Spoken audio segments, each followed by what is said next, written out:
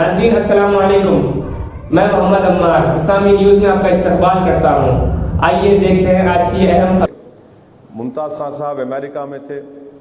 امریکہ سے ان کی واپسی کے بعد میں ممتاز خان صاحب کو احمد پاشا قادری صاحب کو بلا کر دارالسلام میں ان سے بتایا کہ بھائی جو بات پہلے سے طے تھی آپ کو میں بتا رہا ہوں کہ اس بار میں آپ کو اور پاشا قادری صاحب کو دوبارہ MLA کا ٹکٹ نہیں دے سکتا ہوں، اور میری خواہش یہ ہے کہ آپ لوگ مجلس سے وابستہ رہیں اور بلکہ الیکشن میں آگے بڑھ کر ایک بڑے بن کر آپ مجلس کے لیے کام کریں۔ تو دونوں نے مجھ سے یہ کہا کہ بالکل صحیح ہے، برابر ہم جماعت کے ساتھ تھے، ہے اور رہیں گے، ہم مجلس کے لیے کام کریں گے۔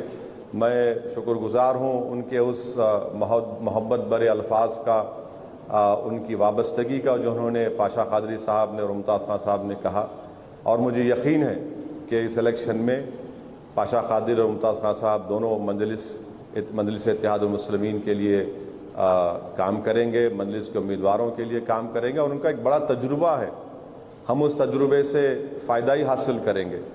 اور آج کے دن میں جو ہے چند اسمبلی سیٹ کے امیدواروں کے نام کا اعلان کر رہا ہوں آپ کے سامنے۔ تو میں نے جیسا آپ سے کہا کہ 9 اسمبلی کانسٹیٹوئنسیز پر مجلس الیکشن لڑے گی، جس میں موجودہ 7 MLAs کی کانسٹیٹوئنسی ہے، راجندر نگر کی اسمبلی کانسٹیٹوئنسی ہے اور جوبلی ہلز ہے۔ تو آج میں بہادر پورہ، راجندر نگر اور جوبلی ہلز کے کینڈیڈیٹس کا اعلان نہیں کروں گا، وہ شارٹلی کروں گا آپ کے سامنے۔ اور سب سے پہلی بات تو یہ ہے کہ ہمارے پارٹی لیڈر اکبر الدین اویسی دوبارہ انشاءاللہ چندرائن گٹے سے مجلس کے امیدوار رہیں گے۔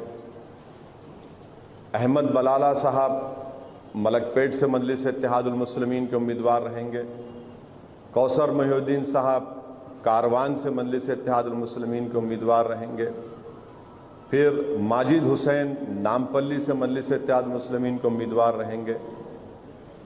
یاقوت پورے سے جعفر حسین معراج صاحب انشاءاللہ مجلس اتحاد المسلمین کے امیدوار رہیں گے، اور چار مینار سے ایکس میئر ذوالفقار صاحب مجلس اتحاد المسلمین کے امیدوار رہیں گے۔ تو یہ اہم باتیں مجھے آپ کو بتانا تھا، یہ آپ کو بتا چکا ہوں۔